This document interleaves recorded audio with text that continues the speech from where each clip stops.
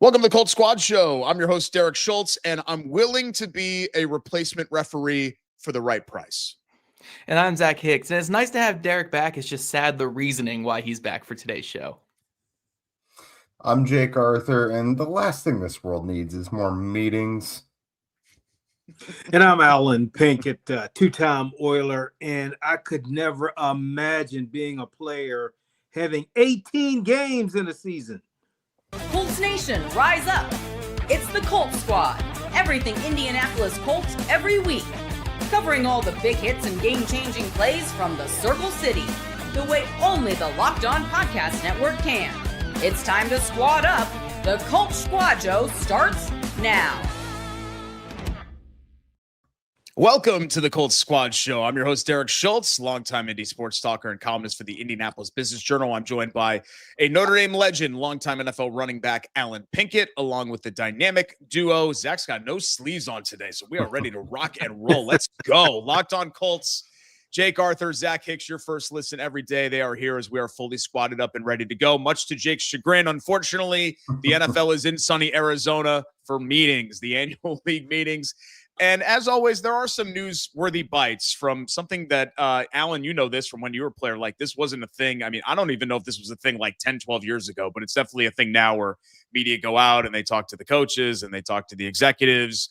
We'll jump into that by reacting to what Colts owner Carlie Irsay-Gordon had to say. A couple of things were somewhat of a rehash from January and that season-ending press conference that you guys remember right in the wake of the close of the 2025 season. But there were some tidbits and some analogies that I actually I'm an analogy appreciator, and I think Carlie Irsay-Gordon was really in her bag when it came to the analogies. So we'll talk about that to lead off the show. Chris Ballard feels good. That's a quote. Feels good about what the Colts have done this offseason. Do you? And by do you, I mean the other people on this show, and I guess you guys in the YouTube comments as well. We'll talk about that in segment number 2. How to approach the ongoing Anthony Richardson saga. He's still here. What is he still doing here? Will he still be here? We'll talk about all of that in segment 3. And then, as Alan had mentioned, I already know how Alan probably feels about this, unless you're going to add a couple more zeros on that game check, right? 18-game season, yay or nay? We'll talk about that to end the show today. But, guys, let's lead it off with Carlie Irsay-Gordon. And like I mentioned, Zach, this wasn't all new information, right? Some of this was a rehash of the 2025 season, that press conference that kind of closed things. But I did think that she had an interesting thing to say about chemistry when it came to the head coach and the quarterback. And some people took that as an Anthony Richardson slight, which I don't think she was targeting Anthony Richardson with that comment. I think she was talking about just the Colts over the years on the quarterback carousel. But I'll read the quote, and then I wanted everybody to react to it. That chemistry, this from Carlie Irsay-Gordon, that a quarterback needs to have with their head coach. I don't want to name any names, but there are situations where your head coach doesn't believe in your quarterback and you're kind of screwed. I think Shane and Daniel really align. And I think that's kind of the crux of, we were all on the same page here. Why it was so important for the Colts to bring back Daniel Jones is because they believe in Daniel Jones. And we know, even in the short Shane Steichen era, they have not always had quarterbacks that they believe in, that they've tried it out there to start games for them. Yeah, no, for sure. And I didn't take that quote as being something that is, speaking poorly about someone else. It was more bringing up Daniel Jones in this situation here in Indianapolis. And I would say this as someone who's covered the Colts and who's also studied a lot of Shane Steichen's career. He's been able to get the best out of a lot of quarterbacks in this league, from fringe backup quarterbacks in Indy to really good young quarterbacks in Jalen Hurts and Justin Herbert in his previous stops. I would say Daniel Jones probably ran his offense better than any other quarterback has in his time calling plays in the NFL. Herbert has always kind of been very up and down throughout his career, and like a lot of really great moments, but the sustainability and the success rate on offense has never really been at that high level like it was with the Colts last year. And then with Jalen Hurts, I think Hurts had a fantastic year under Shane Steichen, but they were kind of mastering the gimmick that was the RPO for that couple year stretch where the RPO was actually allowed in the NFL. Now with it no longer allowed in the NFL, I don't know how well that meshing would have done. But with Jones, what we kind of saw is just this perfect quarterback for what Shane Steichen wanted, a quarterback who could operate well on play action, a quarterback who could get through his reads, a quarterback who could make those extra plays. on 3rd and 4th down when they needed it, with his legs and with his arm. And it was a perfect meshing last season. So I completely agree with the Colts running this back. And I love the way they protected themselves with it being a 2-year contract as well. So we've talked about this a lot this offseason. I really love what they did with that contract and getting him back. And I agree. And I think my big takeaway from that quote with Carlie is not really the young quarterback aspect of it, more so just the endorsement of Jones and Steichen. I mean, we knew the Colts plans coming into the offseason, and they were able to get it done. And I agree, like, it was good enough last year. I mean, it was the best quarterback play we had seen from a Colts quarterback, arguably since Andrew Luck. I mean, at least since Phillip Rivers in 2020. So it's easy to say you want to get that back out there because it was that good. I mean, even in almost every advanced metric, Daniel Jones finished as the top 10, top 5 quarterback in some of them, even with a couple of those games with a broken leg towards the end of it there last year. So it makes a lot of sense. I understand where Carlie's coming from. And while I still would have been on the train of, firing Chris Ballard at the end of the season because it had just been too long and starting over, I also understand the aspect of they did have a good thing going. That seemed like they finally found their quarterback. Let's see if this is actually the thing, and then we'll go from there if it's not. Yeah, I think if you don't have a quarterback, and obviously we know the Colts were on the quarterback carousel for X amount of years.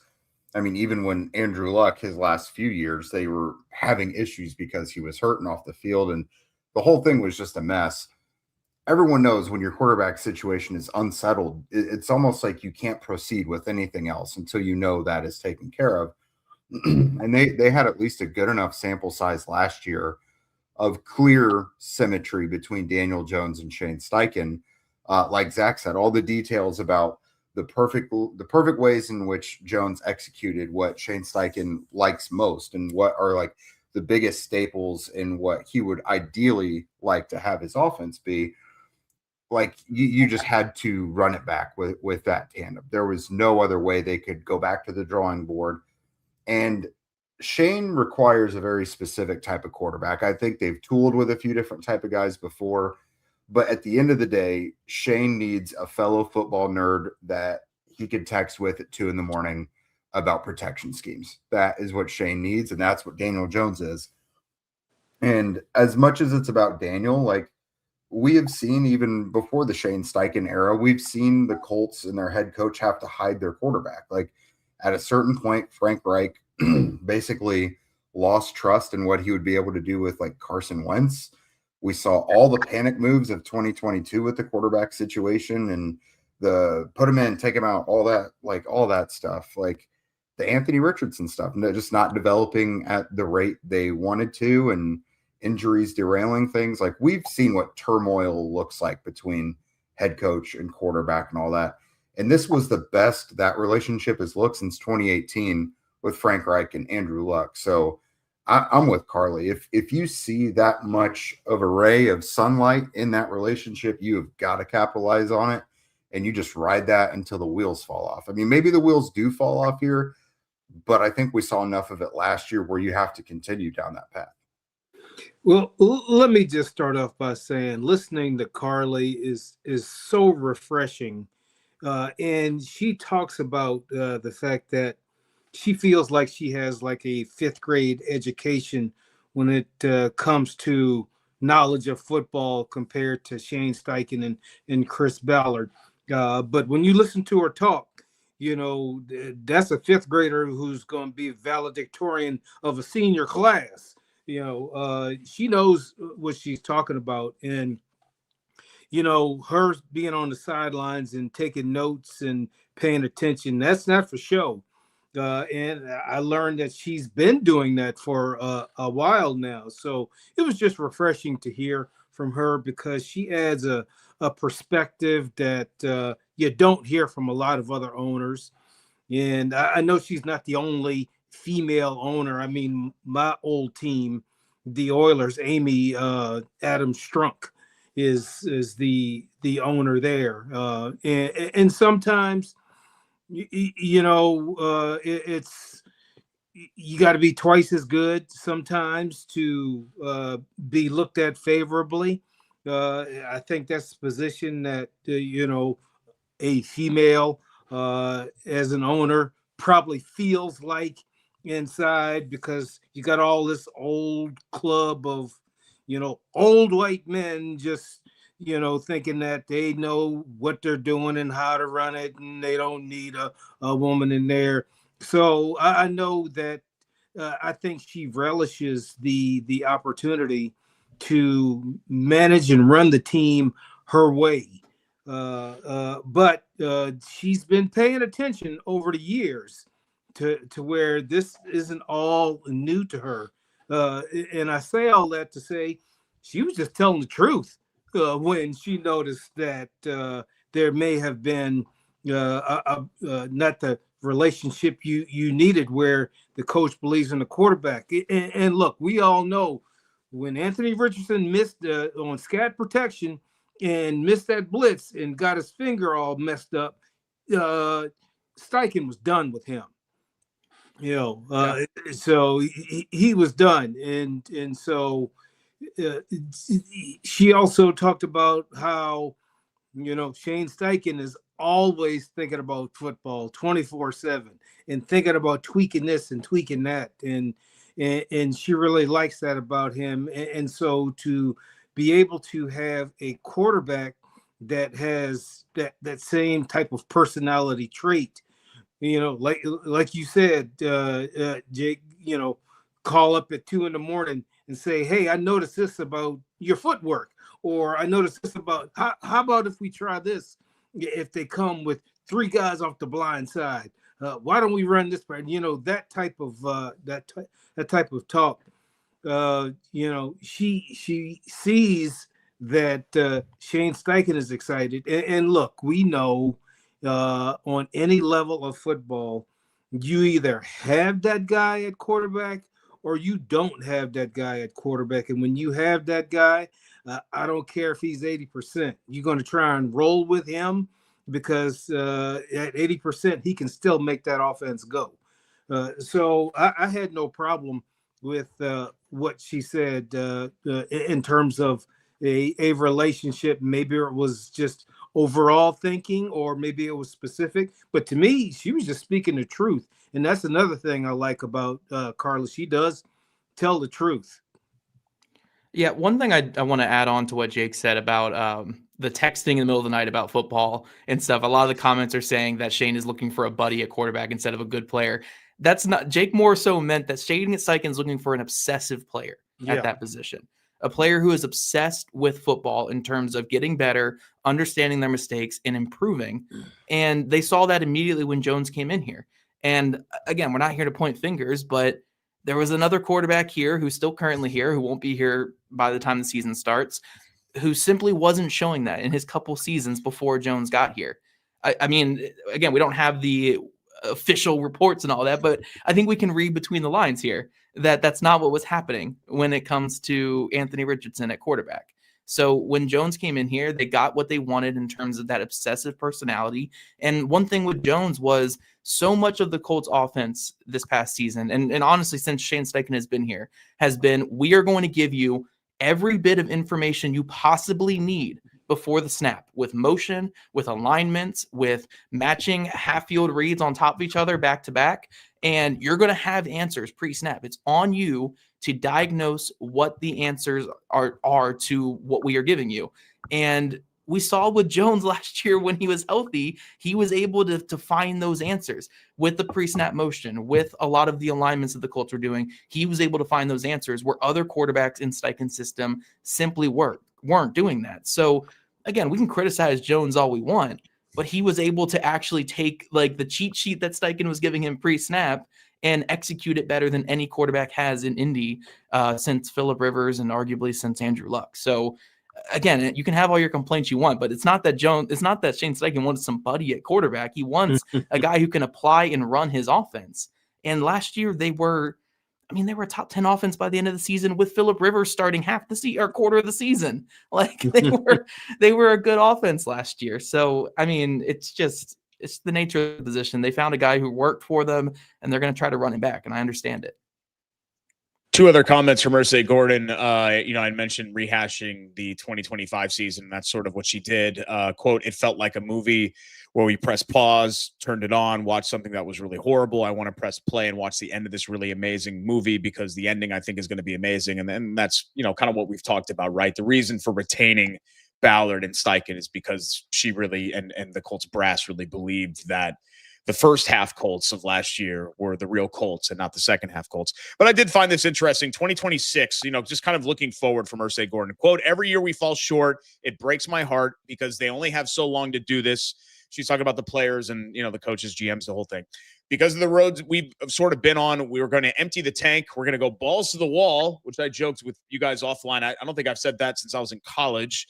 And I think sometimes feeling that helps everyone raise the waterline. I do think, Jake, that's a little kind of, I don't know if Easter egg is the right word, but raising the waterline to me is an acknowledgement that, the Colts need to kind of go up from this 8-9, 9-8 vision. And maybe some people in the comments are going to say, well, duh. But to hear her kind of say that, I think is meaningful considering that the Colts actions have kind of indicated that maybe that they're okay with that. But that kind of goes to the sense of urgency and the heightened sense of urgency in some of the comments that she made earlier in January. Yeah, I feel like we've gotten a pretty consistent, but where the kind of disconnect is we've gotten the consistent message from her about progression and like things need to change and there's like a certain standard that's not being met. But then you see the Colts actions and like, I don't want to make it seem like they've been sitting on their thumbs. Like, since the season ended, they've brought in like almost 20 new guys, but like there's still such large critical areas that haven't been upgraded that leave us all asking, like, are they any better than they were when the season ended? So I get her messaging where she is, she's saying all that line, the raise the water line, the sense of urgency is still there. Yes. I just don't think we've all seen it. And I know like they struck out on Trey Hendrickson. And if they wind up getting Trey Hendrickson, maybe people feel a little bit differently because you have that big answer at edge rusher and you have this marquee defender that you brought in, the expensive high price guy. But now that's been weeks now. And everyone's still wondering, okay, well, that fell through, but like what else is going to happen? Like JT Tuimoloau is not Trey Hendrickson, Arden Key is not Trey Hendrickson. Like this big thing fell through that was going to probably be a big factor in wins and losses for you this year. You got to keep trying something. And again, Chris Ballard is always calm. He's always cool as a cucumber. Like he says, we still got time, there's still time to do this and that, which is true. But as we all know, like relying on draft picks, especially when you don't have a first round draft pick to be instant impact guys, like you can't replace what Trey Hendrickson would have given you, for example, with a second round edge rusher. And Zach and I have discussed ad nauseum the ones that we think are the best and would be the most instant impact. They're not going to give you that. Like, so you do still have to go out and make some moves. They have about $26.5 million in cap space still to fiddle with.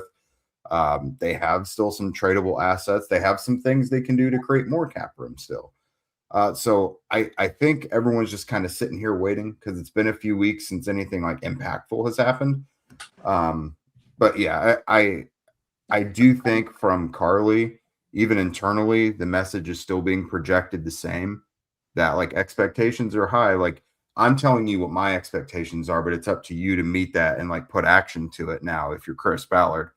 But yeah, I think the Colts are getting one message from ownership and maybe questioning if they're seeing that come to life with the personnel side. Hold that thought because Chris Ballard talked about the defensive end room in Phoenix. In fact, he talked about the roster in general.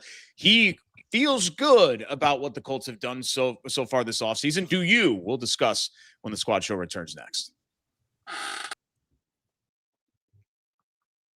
This portion of the Colts Squad Show brought to you by Robinhood. What if sports were traded like markets? Now you can put your sports IQ to work in real time with Robinhood prediction markets. It's not you against the house. It's you participating in a live market. You can buy or sell your positions live all game long. Use your sports knowledge in the moments that matter. Robinhood prediction markets changes the game. It's people moving the action. So when the momentum shifts, you can move with it. I always knew the game, but I never had a dynamic way to apply that knowledge. Now I can actually take part live in a market powered by people. You're no longer just a spectator. Play by play, you decide. Trade every play with Robinhood. Now available across the U.S. Download the Robinhood app now to begin. Futures and cleared swaps trading involves significant risk and is not appropriate for everyone. Event contracts are offered by Robinhood Derivatives, LLC, a registered futures commission merchant and swap firm. And we're back on the Locked On Colts Squad Show. Thanks so much for joining us. Alan Pinkett is the former NFL running back of the group. Zach Hicks is here. Jake Arthur is here. I'm Derek Schultz. Appreciate you being here as well, hanging with us as we're talking the league owners meetings in Phoenix and other NFL news here on our Tuesday edition of the Colts Squad Show.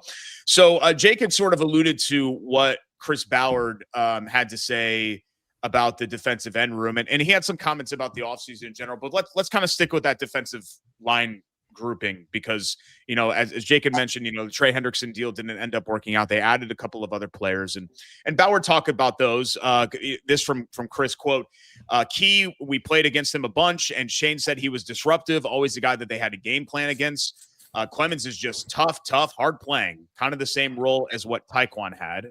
So he's talking about some of the depth pieces that are on there. But then overall as a defensive line group, as a group right now, I feel pretty good about it.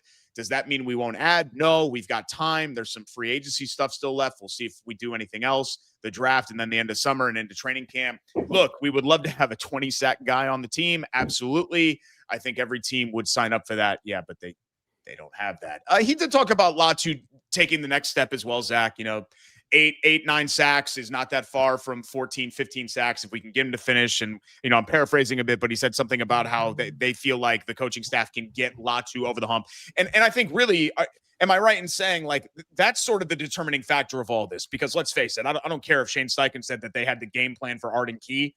If this thing's going to work next year, it's going to be because Latu kind of takes that next step and the ripple effects of that kind of trickle down to the rest of the defensive end room.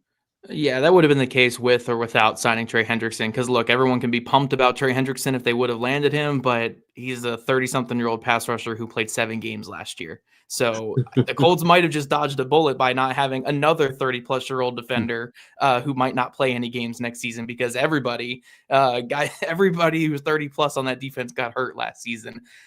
So, yes, is their defensive line going to get much better going into next season compared to what it was last year? No, it's just not going to. There's just no avenue now the rest of the way to drastically improve what the defensive line was last year. But are there still avenues to be a better defensive line than what they were last season? Yeah, absolutely. I would argue they've already upgraded 2 of the 3 departures on the defensive line because I think Clemens is better than Tyquan Lewis. I mean, Lewis, I don't even know if he's going to play in the NFL next season because he was just not an NFL caliber player last season.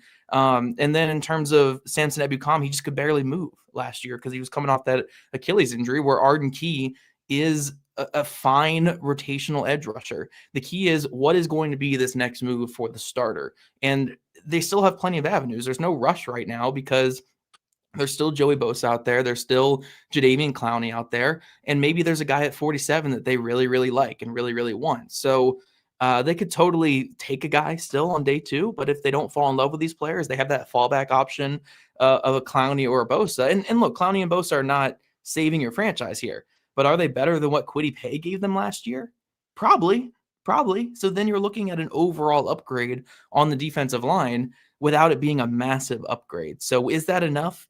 I don't know. Still, when it comes to defense, a lot of their production and their success on that side of the ball is going to come down to the high-paid players actually producing in DeForest Buckner, Mooney Ward, Sauce Gardner, Cameron Bynum, and then Latu being that high-value pick player as well. So ultimately, it's going to come down to those guys stepping up. If they don't, then the Colts defense never had a chance in general. So, yeah, they swung and missed on their big upgrade on the defensive line, but overall, I still think there's a very easy path to having an upgrade across the board on the defensive line, barring DeForest Buckner's health, which I think is going to be one of the biggest conversation points next season. But we'll see. If there's an edge rusher they absolutely love there at 47, they'll take their swing. If not, they can fall back on a Clowney, and then you've upgraded all three of your departures at defensive end, albeit not in a huge way, but you certainly upgraded going into next season. I'll give it to you, Jake. Yeah, I mean, it's sorry, I had my microphone muted. I was going to talk to Jake too. No, I mean, I don't think it is a significant leap to get those areas upgraded. Obviously, key over Ebicom, like a 30-plus-year-old guy, another year removed from the Achilles, and then Clemens over Taekwon. Those are upgrades for certain. It's just, I don't know. It's just so modest. Like, I don't know. I think I just would have really gone heavy at this defensive line issue.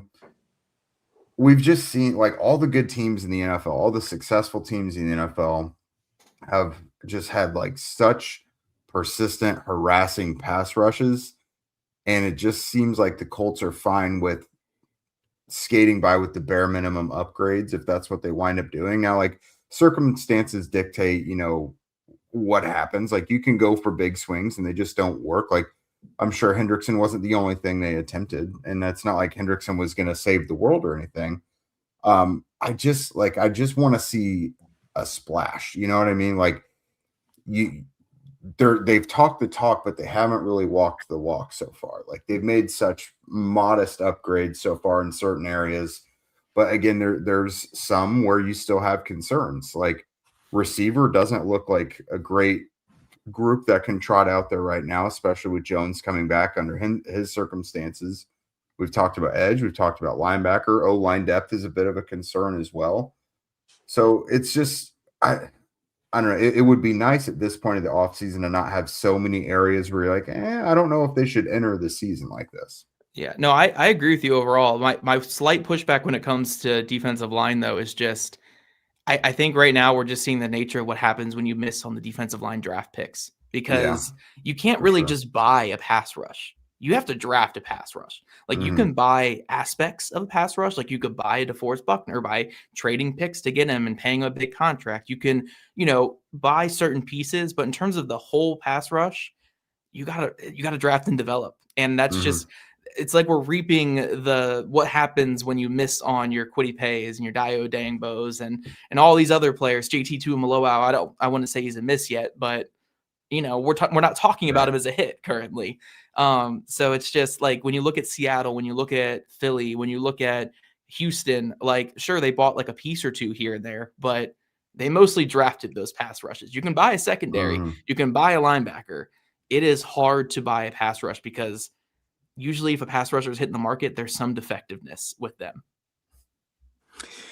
And I'll say this, that I have been happy with the depth that they have supplied that defensive line with. A lot of guys there, that can, and veterans. I like the fact that they got a lot of veterans. I think that they, are hoping that JTT can make a splash, but it seems like the edge is going to be done by committee. And you can always count on Chris Ballard to say something nice about all his players, so he's still talking nice about Anthony Richardson, talking about how I love the guy, type of attitude. But I think it's nice. I don't think they're done. You guys don't think that they're done yet on the D line, but I think all this comes down to, like I said, they're going to do it by committee, and they hope JTT can somehow in his second year flourish and give them something. But you mentioned the cap space, and to me, the Colts have decided where they are really going to do their investing is going to be on offense and try to maintain it on defense. Couple of other things that Ballard had to say besides in the defensive line room, just on the offseason in general. He told our friend James Boyd at The Athletic, quote, "We feel good about what we've done. And look, quarterback is such a big part of this, and getting consistent functional quarterback play definitely allows me to sleep at night, which has not always been the case. We got to play before I can tell you if we're better or not." I mean, that's kind of a cop-out answer, right? Ask me in September, right? Okay, certainly he will be asked that later on in the season. But Jake, it kind of goes back to what you said as far as like we've been critical, right? And you guys have been on the Daily Show about some of these moves, or you've praised some of the moves like these little sort of piecemeal depth type moves.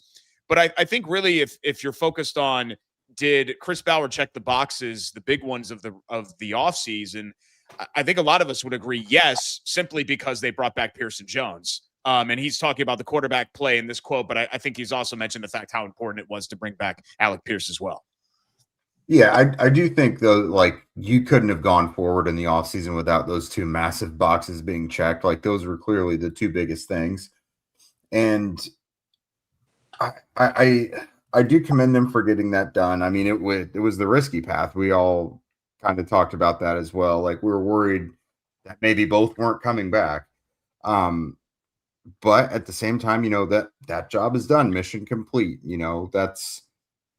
That is running it back if like that was your whole big thing. So Zach and I have kind of talked about casting a wide net too, of like a bunch of modest contracts, which they've kind of done, but you haven't quite hit the mark yet.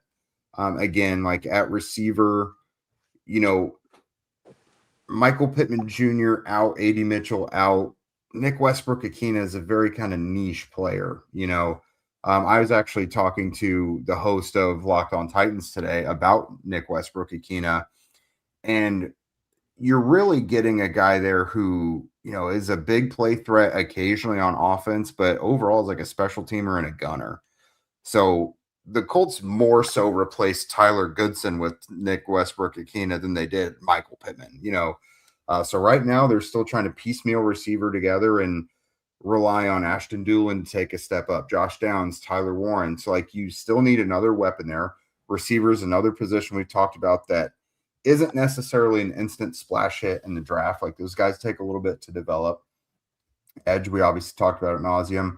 I will scream about linebacker until something is finally done about it. I'm sure everyone loves hearing me talk about that, but that one, I mean, I'm sure will happen in the draft, and you got Akeem Davis-Gaither. I like that. It's just, it's tough with there being 23, 24 days left until the draft, being patient, because there are just things at play here that they're intentionally going slow about it. Like the comp pick formula thing, I think is real because if you get like unrestricted free agents who entered free agency naturally by their contracts expiring, they're going to count against the formula versus guys who their contracts were terminated by their clubs. They don't count. Trades don't count. So like they're just kind of being picky and choosy about players they can acquire right now before the draft. And then so that's obviously making it a little slower. But it's the slow period, and inaction drives us a little crazy, doesn't it? I know I can be prone to definitely saying, what the hell are we doing here sometimes? But, we just got to hang on tight for these next 3.5 weeks. Yeah, real quick, I've been very positive, I guess, on Ballard this whole episode. So I'll throw in one quick complaint. I'm so tired of him bringing up day 3 guys who missed their rookie season to fill significant roles on their team. Yeah. It happened. He brought up Wohler again. He brought up Jalen Carlie again. And look, man, I'm fine with still thinking Wohler can be something.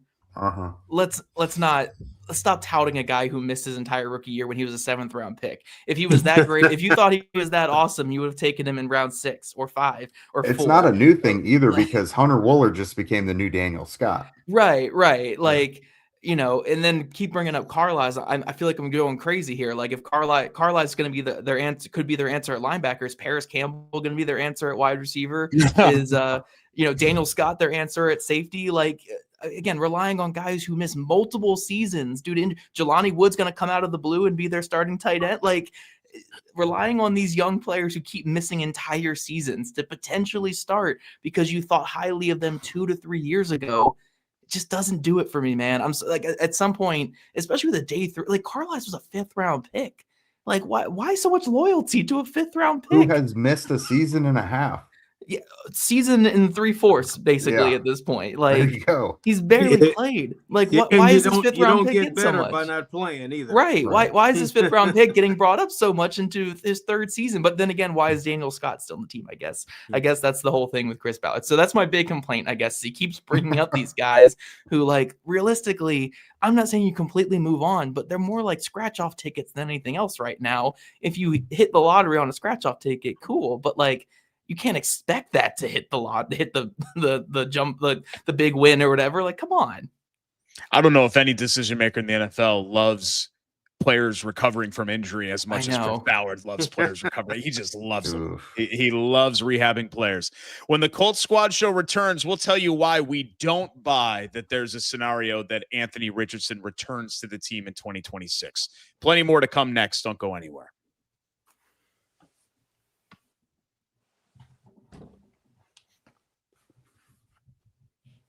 And we're back on the Locked On Colts Squad Show. Alan Pinkett, Jake Arthur, Zach Hicks, Derek Schultz, and you. Thank you for being here. Don't forget to check out the Everydayer Club for ad-free episodes and access to a group chat with Zach, Jake, and with other listeners of this show. Tap the link in the show notes or go to lockedonpodcast.com/Everydayer Club. So if you're watching on YouTube or you check us out on Simplecast, on any podcast platform that you're utilizing right now. If you go in the podcast bio, we have the link right there on every Locked On Colts. I think the Daily Show does this as well, but on the Squad Show for sure, you can check out our Everydayer Club and sign up for that and get some exclusive access, which is really, it's a lot of fun more than anything else, but you learn some stuff too, which we like to think you do on this show too.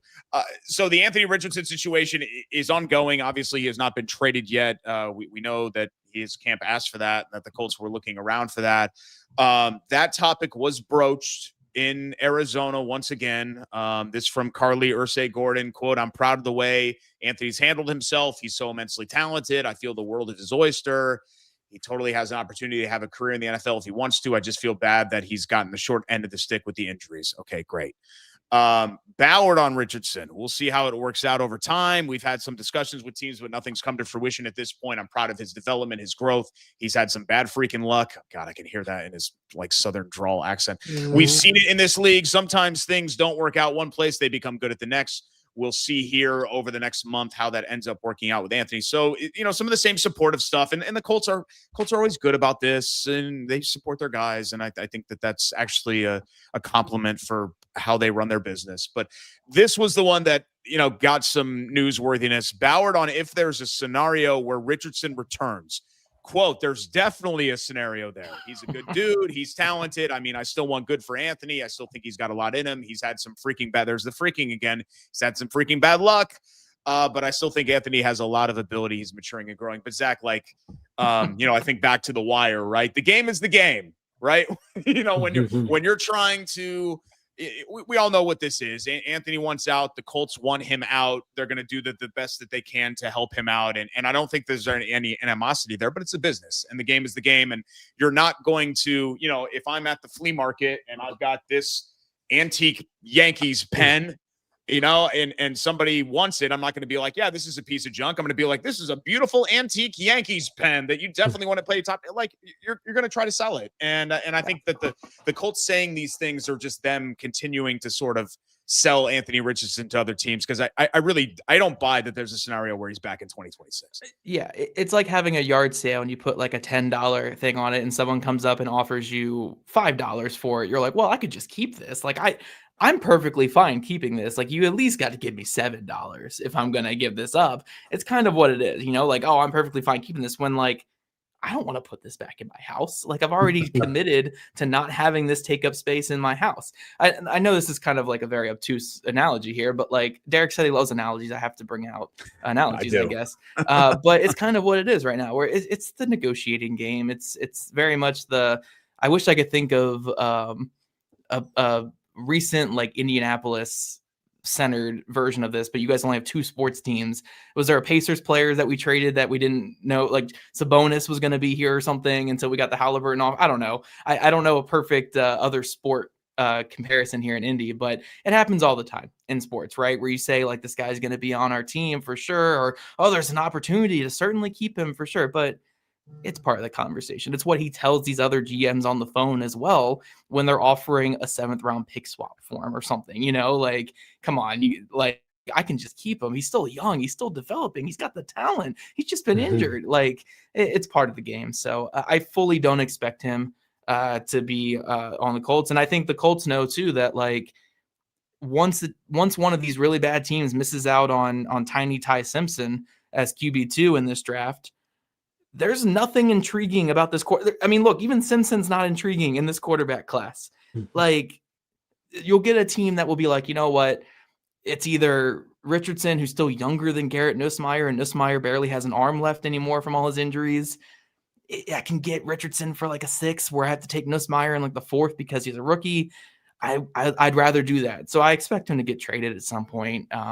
We'll see what it ultimately ends up being, but I don't expect him to be on the Colts next season. Yeah, I don't like. I think if a good offer would have materialized by now, they would have done it. But again, teams will maybe let their guard down a little more over these next few weeks closer to the draft. And again, Ty Simpson can get all the hype he wants. It doesn't change what the tape says and what he is as a prospect, I think a lot of teams know that. Like, some of them are delusional and try to make themselves think that some quarterback prospects are better than they are. But really, this is like kind of a one-horse race when it comes to going and finding a starter in this draft. And the Raiders have that on lock with the first pick. So I do think there's probably still a very shallow NFL veteran quarterback pool available. And Anthony's probably the most intriguing of the bunch, at least. Like, luckily, we've kind of hit this period of the NFL era where the retread quarterback is still in vogue. Like, I can change him, I can fix him, which, there might be another team out there. The Packers keep being brought up. That might be a nice little rehab for Anthony to like get him recentered and just build him back up. So I think they probably need more teams than just like the Packers to kind of enter the fray. Otherwise, you get into when the Colts were like the only team really negotiating with the Eagles for Carson Wentz back then. So I do think Chris would like to avoid getting fleeced on too many trades. Like, I think he knows that he did not get enough in the Michael Pittman trade. And I think he even mentioned that too. He's like, I don't want to do a 7th and Anthony for a 6th. I don't want to make that kind of trade again.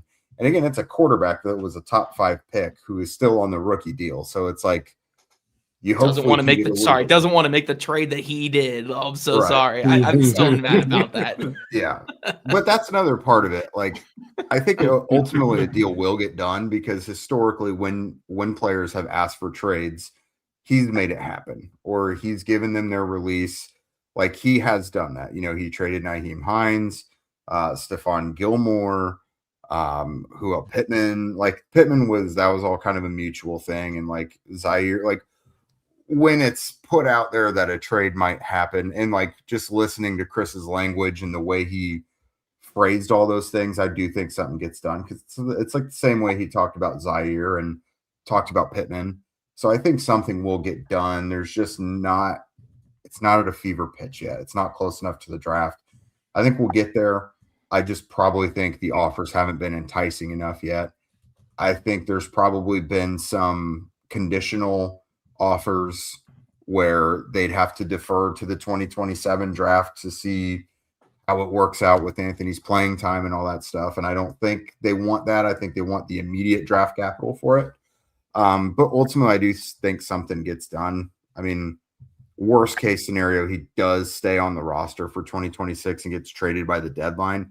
But I don't feel like you see quarterbacks get moved at the deadline much because it's a quarterback. Like, that's almost counterproductive at that point, especially a guy like Richardson.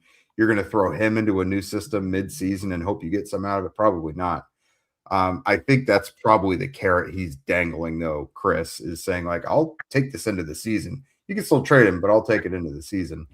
But ultimately, I do think something gets done before the draft. I think the deadline is the end of the draft, by the way. I'm just going to throw that in there real quick. Yeah. I think so too. But Jake, that scenario you talk about actually happened my rookie year Mhm. because the Oilers drafted Jim Everett, and he Okay. didn't sign, and it wasn't until the trade deadline that the lever was pulled, and he went to the Rams, and we were able to get a couple people from the Rams. But to go back to your Yankee pen example, the only problem with that Yankee pen is you're selling it to a bunch of Red Sox fans. And I say that Ooh. because does anybody in the league foresee Anthony Richardson as a starter next year? And that probably has a lot to do with why he hadn't been traded yet, because in a perfect world you want him to get somewhere, or I'm sure he wants to be somewhere where he can get into the new offense as soon as possible, to learn the new language and the terminology, to even have a chance at being a starter. And I don't know what team is looking at him like that. I think most teams are looking at him as a backup, so they got plenty of time to wait, and because of that, it brings down his value. So but I think it would behoove both parties, both the Colts management and the AR team, to try and get something done as soon as possible, so that because it will become a distraction, because there will be people there constantly asking, and he knows he's not going to be the guy when he comes back. And all it's going to do is piss him off more sitting in camp, watching Daniel Jones get all the praise and the glory with a bum Achilles tendon.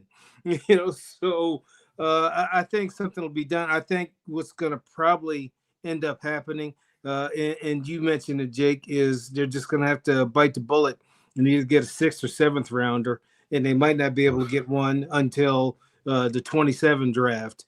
That's tough. But that's you swing big, and sometimes you're gonna miss big.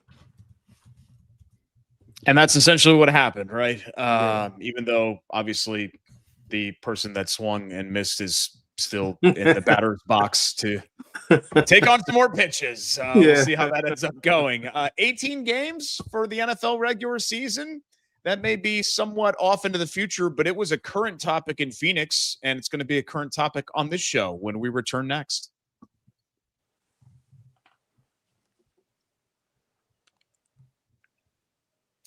Welcome back for a final time to the Locked On Colts Squad Show, Tuesday edition. Appreciate you being here alongside former NFLer and Notre Dame legend Alan Pinkett and the Locked On Colts duo that you all know and love, Jake Arthur and Zach Hicks. I'm Derek Schultz. I don't know if you know or love me, but thanks for being here anyway. This is nothing new, right? The 18-game regular season has been something that has been a topic that has popped up every once in a while. But as far as the league meetings go in Arizona, it's been a hot topic. And I thought it was particularly of interest here because of what I read on it. A lot of people quoted Carlie Irsay-Gordon because she was outspoken about the fact that she wants the 18-game regular season. This from the Colts owner, quote, "If we can make it work, I do think it would be good. I don't think that we can get rid of the preseason because of the development of our team, but I do think that as long as the players want it, which I think they would, it would mean more revenue. I think it's ultimately a better product. I think it's reasonable. I think it's something that we should work towards." Surprisingly, the owners were a little bit mixed on this, at least publicly, which I thought that all of them would be on board for the 18-game season. Now, there is a process here that has to be followed. They would have to go to the union and negotiate that and reopen the CBA and all of those things to make this happen. But, it felt for a while. I remember when the talk was going from 16 to 17, which feels like forever ago now, that was sort of a fait accompli. What do you think about 18 games, Zach? Just your overall feelings on it. And are we inevitably heading for 18 games in the NFL? Yeah, I hate the 17 games. I don't like 17 games, especially with one bye week. I honestly, I think one bye week with 16 games is kind of stupid in a sport that's as physical as football is. Like, get these guys some extra time in there, like some extra bye weeks. But now, I mean, if you want to go to 18, you have to at least guarantee a second bye in there. I think it would be absolutely absurd. We're looking at how some of these teams are finishing the season with half their roster on injured reserve. I mean, you're just decimating these teams and you're adding so much wear and tear to these players.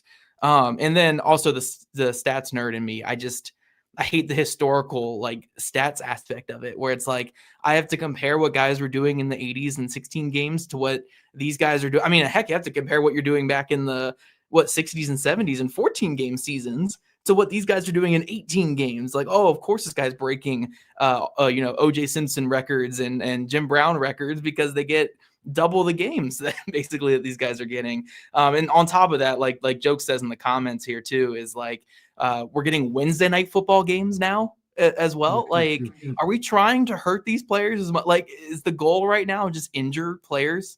Like, are we even like, I know we're trying to make money here.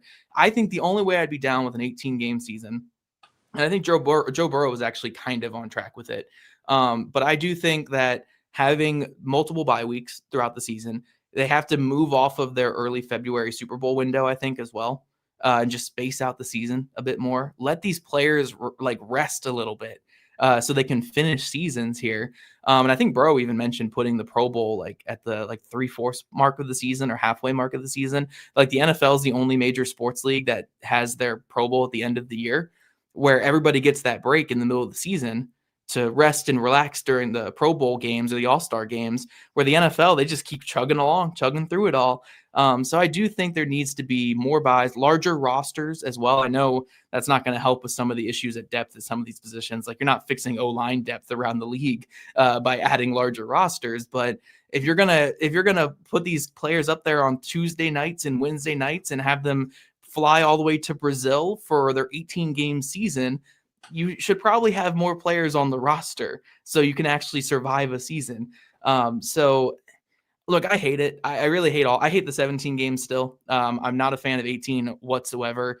But in a world that's run by gambling companies and money, that's part of what they need right now is more games to bet on and more games to throw out there. So it is what it is. But I'm not a fan whatsoever of it. And I thought it was weird that Carlie mentioned that if the players want this, and I think they would be.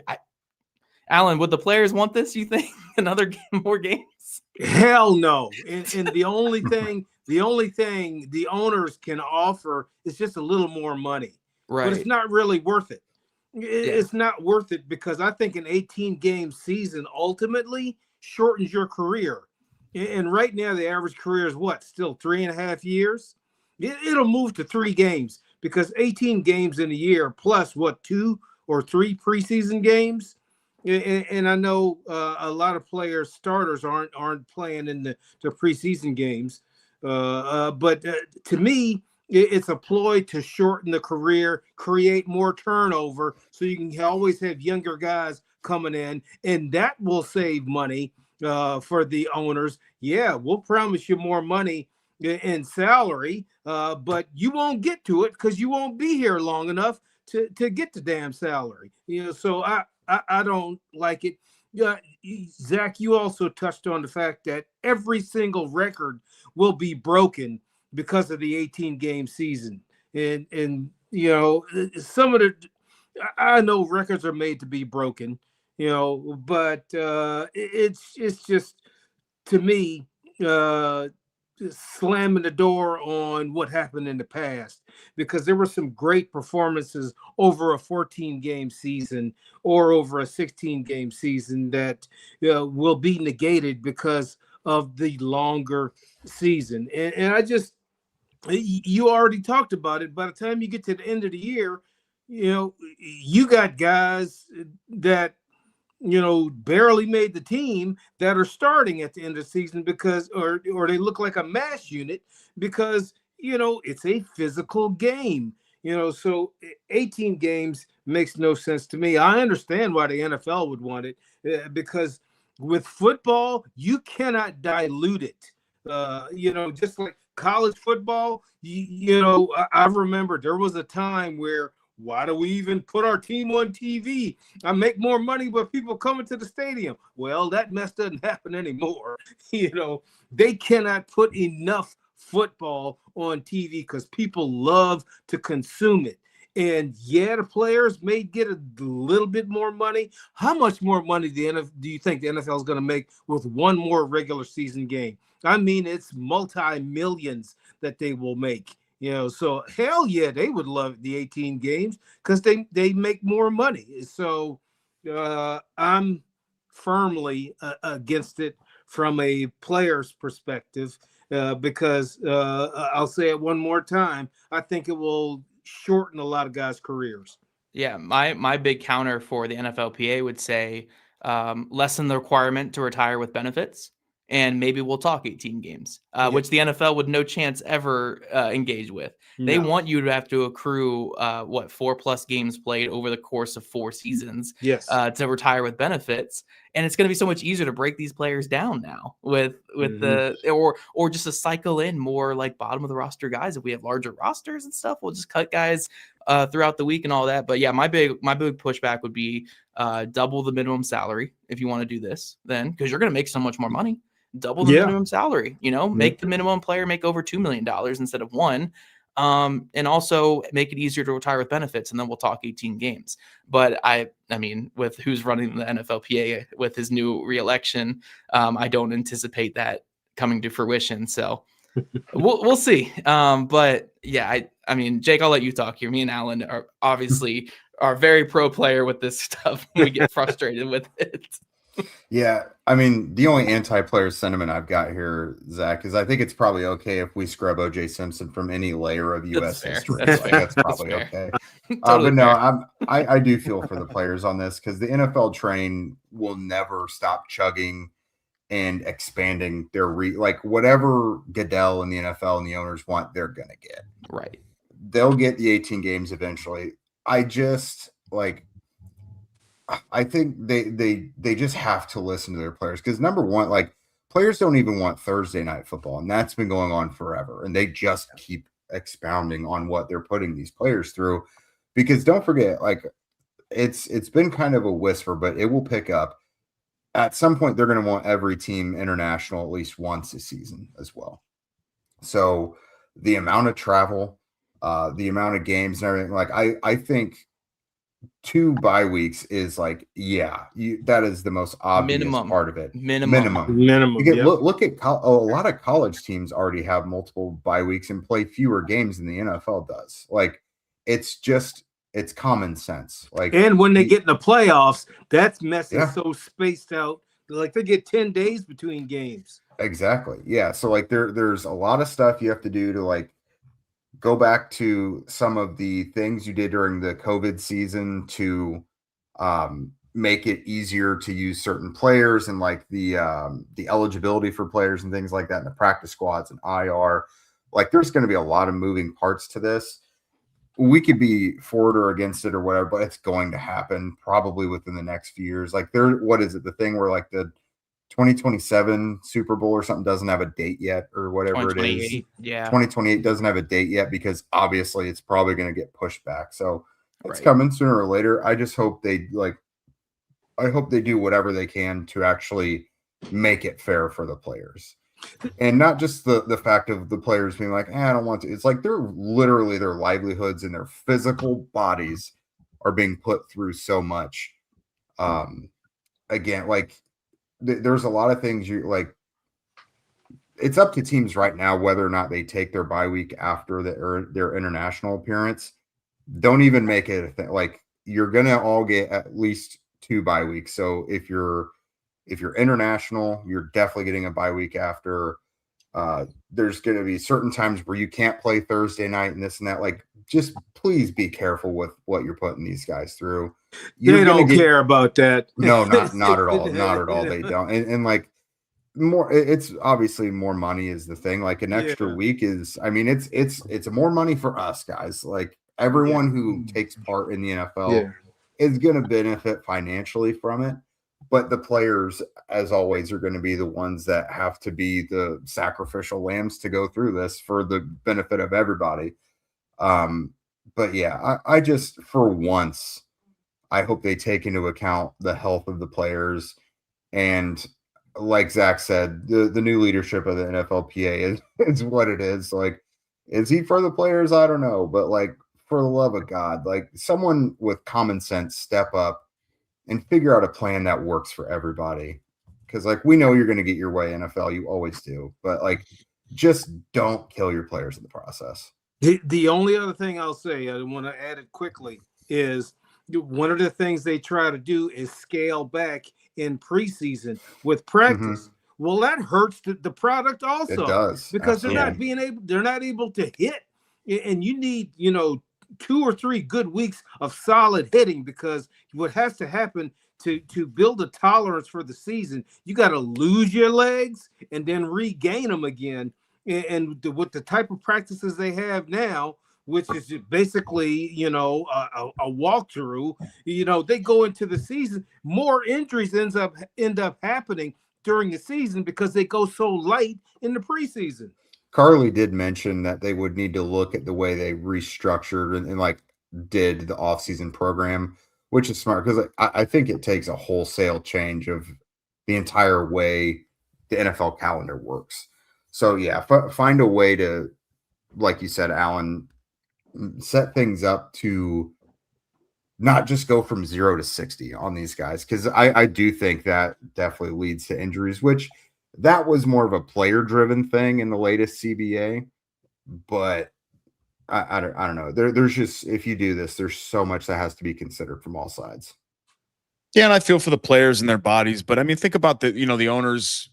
What if you want a 5th vacation at home and you only have 4, and then you have to sacrifice that, and you want a 10th luxury car yacht in every ocean? I mean, you want to, like you said, the boat. So there's some give and take here. I mean, the players are sacrificing their bodies, and the owners have to sacrifice, one of their 17 homes or whatever else. So we can talk about that more. Thanks so much for joining us on the latest edition of the Colts Squad Show. We'll be back with you on Thursday night, I should say, 9 p.m. As always, Colts news cycle never ends. So keep it locked on Jake and Zach every day. Locked on Colts. Be sure to follow at Locked On Colts on socials. Check out our other great content on YouTube and TikTok. And we'll see you next time right here on the Squad Show.